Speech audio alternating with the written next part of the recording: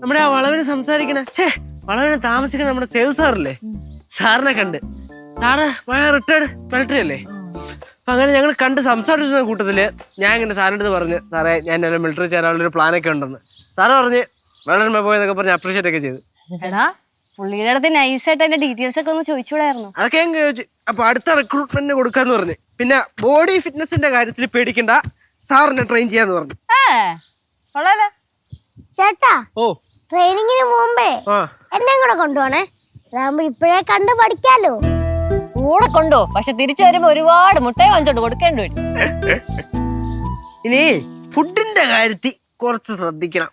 അല്ലെങ്കിൽ ശ്രദ്ധിക്കാത്ത പോലെയാ. എടാ ഫുഡൊന്നും അധികം വാരി വലിച്ച് കഴിക്കാൻ പാടില്ല. 3 നേരമുള്ള ഫുഡ് 5 നേരമൊക്കെ കഴിക്കണം. അപ്പൊ ആ 5 നേരം ഇവൻ ഹെവി ആയിട്ട് കഴിക്കും.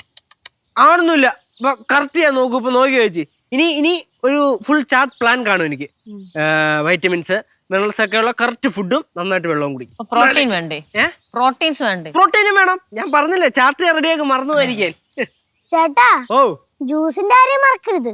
അവക്ക് മേടിച്ചു കൊടുക്കാനും മറക്കരുത്.